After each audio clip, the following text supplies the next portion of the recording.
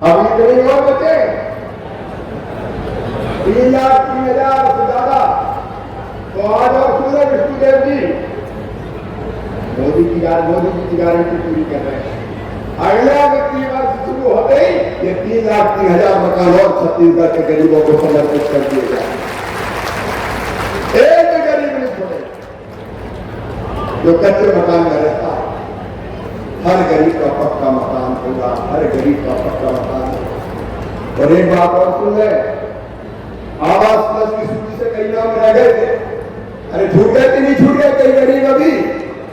अरे बोलो ना, छूटे कि नहीं? और छूट गए तो ये 18 लाख देने से भी काम नहीं चलने वाला। और मकान चाहिए कि नहीं चाहिए? राउंड से बताओ, चाहिए कि नहीं चाहिए? तो आज सुन ले, मोदी जी के आशीर्वाद से जो मकान अभी छूट गए हैं पात्र हितग्राही रह गए हैं। और कई बार तो पात्र हो जाते हैं।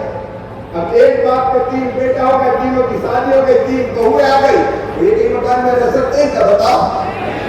तो सबके लिए मकान चाहिए कि नहीं चाहिए? इसलिए तो विष्णुदेव आए, भाजपा की सरकार आई। अब फिर से नए मकानों का सर्वे चालू कर रहे हैं। फिर से सर्वे जो रहता है उनका सर्वे होना चाहिए ना। तो सर्वे शुरू करवा दो। आपकी टीम से लेके हमारे ग्रामीण विकास के सब अधिकारी भी बैठे, नया सर्वे चालू 31 मार्च तक पूरा कर लें। और नए सर्वे में भी सुनो, पिछली बार थोड़ी गड़बड़ हो गई। मुझे बताया मुख्यमंत्री जी ने, विजय जी ने कि साहब जिसके पास 2 व्हीलर होता, मतलब मोटरसाइकिल, स्कूटर, उसका नाम ही कट जाता मकान की सूची से। तो बोले आजकल तो 2 व्हीलर सबके पास है। मजदूरी करने जाता है घाट से मोटरसाइकिल पे बैटरी जाता है।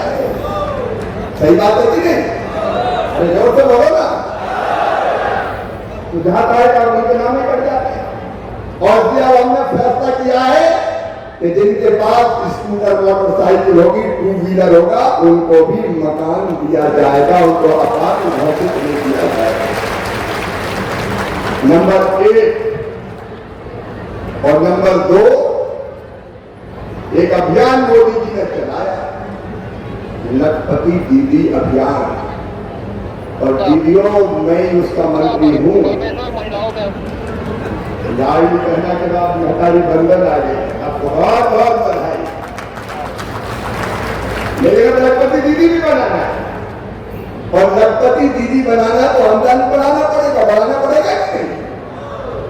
लेकिन आवास की सूची जो बनती है पात्रता की, उसमें तय कर दिया कि जिनकी आमदनी 10,000 से ज्यादा होगी उनको मकान नहीं मिलेगा। तो हम हमारी लखपति दीदी तो रह जाएगी।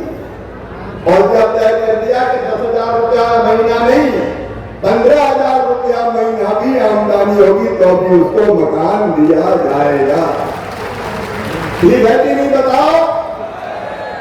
और तीसरी चीज, और कई किसान आए कि कृषि मंत्री भी तुम ही हो, और हम छोटे छोटे किसान 2.5 एकड़ वाले, 5 एकड़ वाले, हमने क्या पाप किया है? अगर हमारे पास जमीन है तो हमें मकान क्यों नहीं मिलता? तो सुनो रे किसान भाइयों, जिनके पास 2.5 एकड़ तक सिंचित जमीन और 5 एकड़ तक असिंचित जमीन होगी, अब उनको भी मकान दिया जाएगा। दोनों कहना चाहिए कि नहीं? अब सर्वे करा रही, देखो सर्वे में तो छूट नहीं जाएगी। हमसे बात उधार को मत कह रहा है, बिल्कुल तैयार है। 11,000 सर्वे का मकान तैयार है। 11,000 सर्वे तैयार है तो सर्वे तो करेंगे ही। लेकिन कई बार सर्वे गड़बड़ कर जाते हैं। कोई छूट गया, किसी को छोड़ दिया, गांव में कहीं लड़ाई झगड़ा हुआ, पंचायत का तो पता चला उस मोहल्ले के लोग मत। मैं छत्तीसगढ़ की बात नहीं कर रहा, लेकिन कई जगह मेरे पास शिकायत है। तो इस बात एक फैसला और किया है हमने, अधिकारी गण भी इसको ध्यान से सुन ले। अब मकान का आवास का जो सर्वे होगा, सर्वे तो करेंगे, अधिकारी तो करेंगे ही,